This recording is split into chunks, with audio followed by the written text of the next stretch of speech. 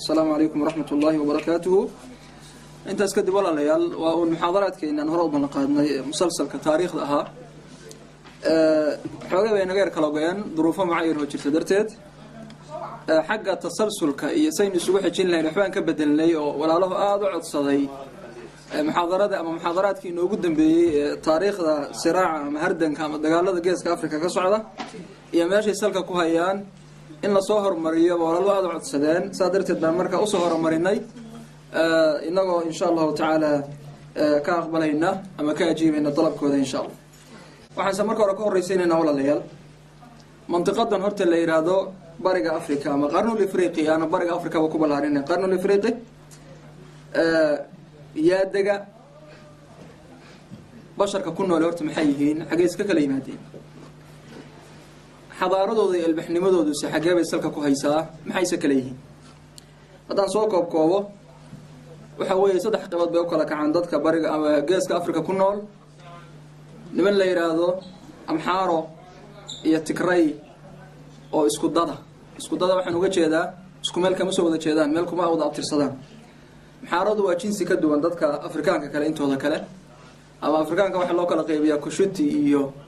bantuusa yiraahdaan labada macna laakiin waxay ka soo jeedaan istilaaxaad waxa weeye injiili ma aha istilaaxaad yani ma aragtay sax ama in la yiraahdo dadka qaar kood inagoo kale waxa la inagu tiriyaa Soomaalida iyo yani ma aragtay Oromada iyo cafarta iyo nimanka la yiraahdo ma aragtay Allahu musta'an ee tuutsiga iyo dadyo badan oo caynkaas Suudaanta iyo ayaa waxa la isku yiraahdaa kushitigu waa la kelmad ka soo jeeda injiil oo mashaakilka inaga in haysta waxa kamid ah dadka muslimiinta zamanka kan waxay iska qaataan eray bixino iyo mustalahaad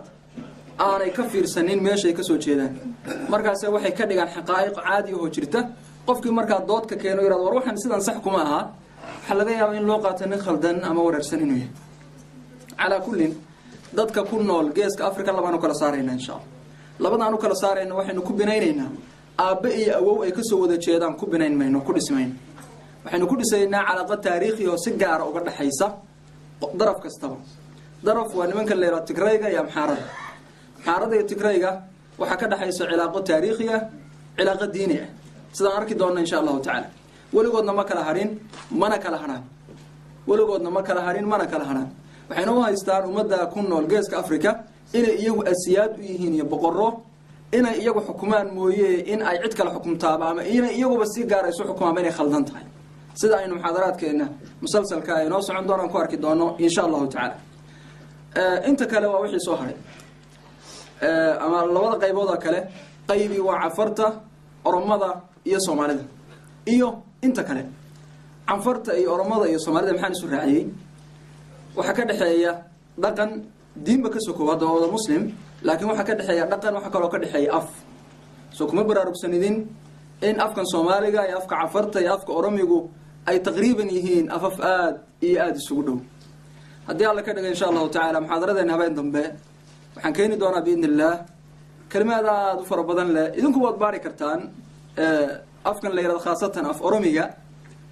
hadad qawaamistiisa ama qaamuusyadiisa qof kasta uma baahna in adiga hadda lagu maaragtay laguba keeno qawaamistiisa ka baad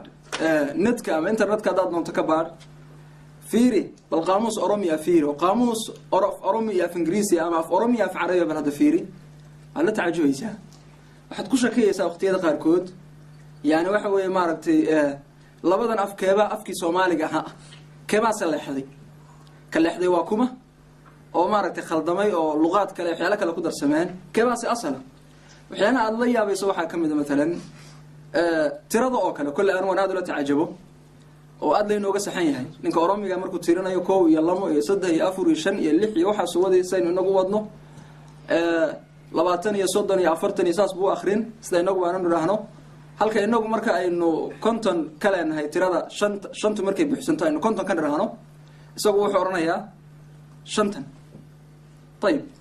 يعني صدح صدن لبا لباتن أفر أفرتن تردي بوحينيسي بكو سعوتها شنتن صحوي وعقلي لوجيك أي منطقة بني آدم وأقبلي كرا لكن كنتن حاجات كان إنه بحسوا الدين كرتا مركا أفكا صوماليا صحاني طلب واكي ما ينقال لي حني بس أي قال لي حني لبا قولك يا با ما ركتي أضو wax kale قدامي سدي 29 30 40 50 60 70 80 90 dhibba kuma. alxaasil yani waxa weeye maaragtay xataa inagu markaynu leenahay af hebel waxaas waa af soomaali haddaad doonaysa af oromiga baadho waxaad qortaa af oromiya kaliya qor. af oromiya macnaheedu waa maxay? af soomaali maxay ku tahay? waa af oromi.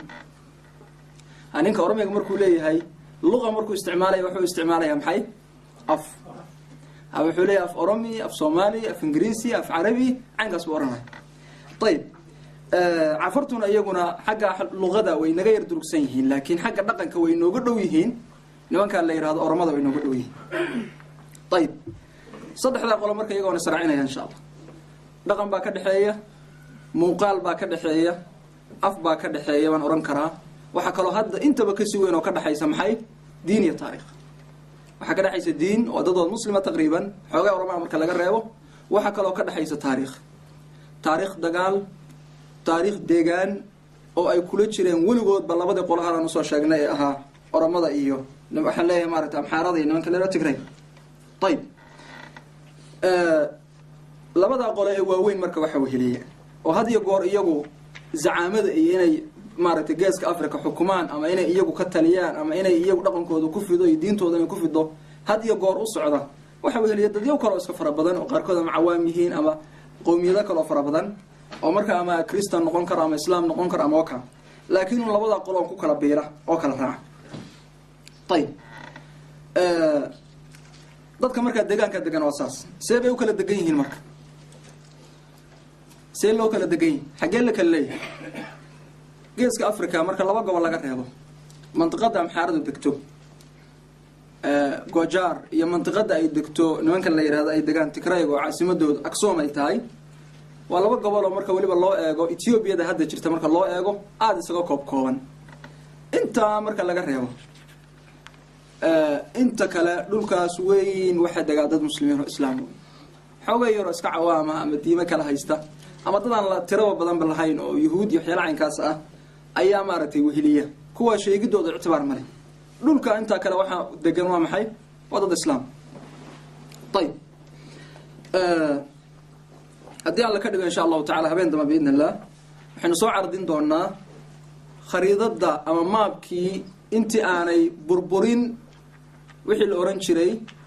imaaraadka islaamiga oo aynu ka sheekayn doona insha allah. intii aanay kristanku qabsan etoobiya ama etoobiya waddanka lera aan la samaynin.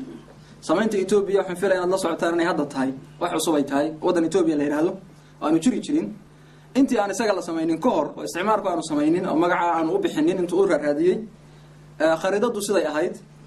iyo hadda lafteeda etoobiyada lafteeda sida loo kala degan yahay insha allahu tacala oo aad la yaabi doontaan saan filaya insha allah.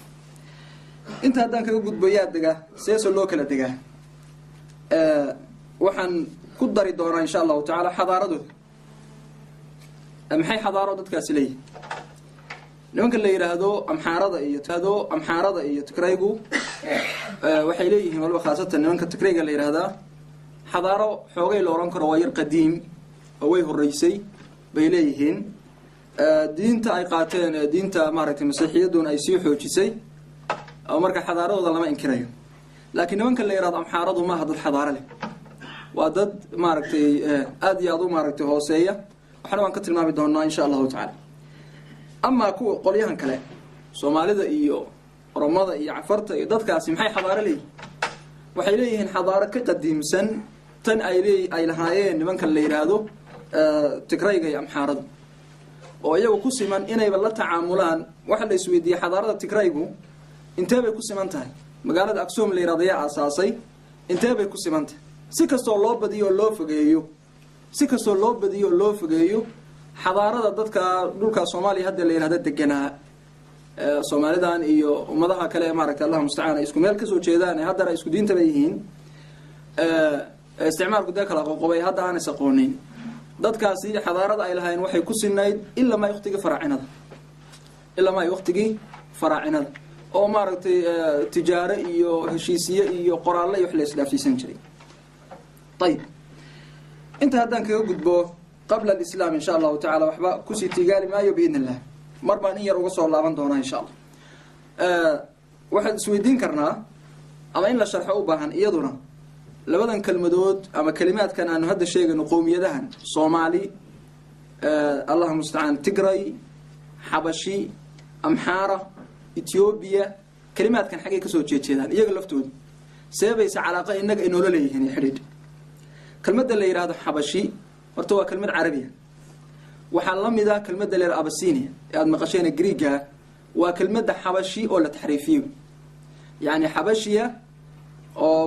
loo akhriyay ilaa xaada nimankaas inta badan qarbiga ay ma karaane bay u akhriyaan ama bay u akhriyaan markaas waxay yiraahdeen Abashiya sidii loo wadwaday oo Abyssinia bay isu bedeshay kelmaddan Habash asal ahaan luqada Carabiga waxa lagu yiraahdaa waxyaalaha la isu keeno yani maaragtay aan islahayn waxaana loogu bixiyay baa la yiraahdaa dad fara badan oo aan islahayn ayaa dhulka degan waana run oo Ethiopia hadda wadankan Ethiopia la yiraahdo kaliya ayaa waxa laga hadlaa dhowr iyo 80 af macnaheedu marka waa maxay waa dhowr iyo 80 qowmiyadood dad fara badan baa marka ku nool kelmadaasi marka waxay tilmaantaa cirqi ma tilmaanto dadna ma tilmaanto waxay tilmaantaa dhulka la yiraahdo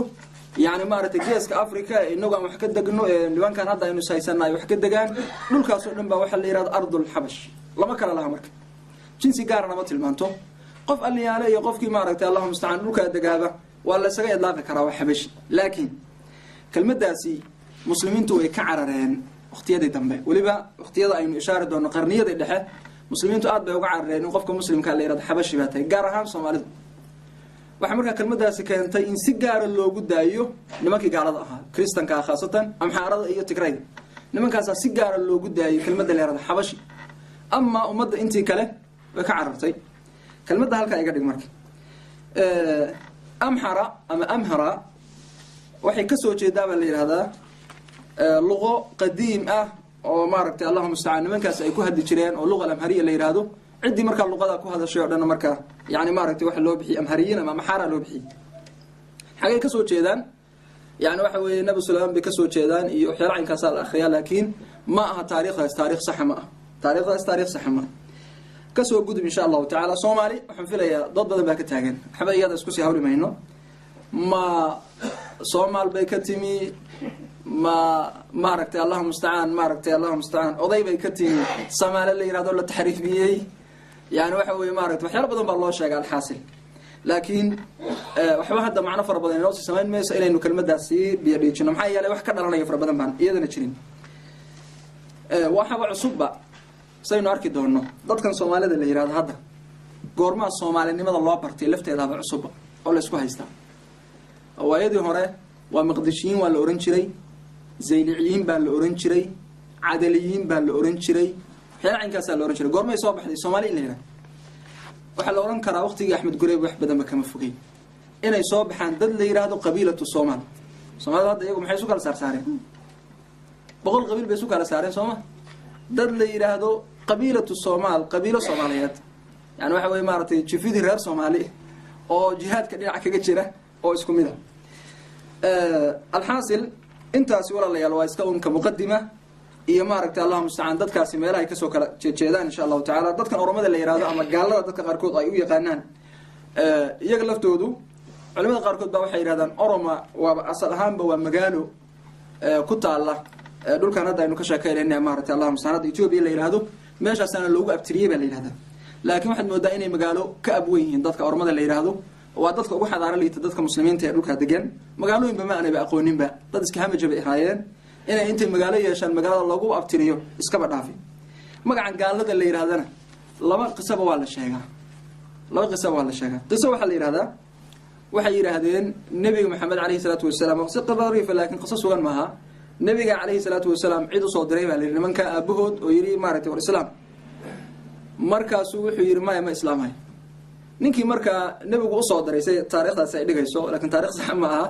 markuu nabiga ku noqday waxay yiraahdeen wuxuu nabigu yiri maxaa ninkii kugu yiri markaas uu yiri qaala la wuxuu yiri ma islaamay qaala la di bal taxriifiyay oo waxa laga dhigay qaal la di ya marka maxay isu bedeshay aakhirkii qaal dadka qaar ka waxay yiraahdeen halkaas ka soo jeedaan laakiin sida saxda ah waxa weeye kelmadan maaragtay Allahu musta'an gaalada ama gaalanimadu وكلمات كأي كدحية أرمضة إيه صومالي اسكو سيبه يقانا قالكو وقفك إلهي كفوك متمرد كأه ماركتي دين تكبحسون دad kaana waxa gaalo loo bixiyay ama gaalo la bixiyeen waqtigii islaamku intuu yimi islaamku dhulka uu ku fiday oo marka iyagu ugu islaamnimo dambeeyeen ay diideen dhulkan hadda Soomaalidu ay degtana meel badan bay ka deganaan jireen oo laga eriyay oo ilaa ma ay hadda magacyadii maaragtay Allahu musta'an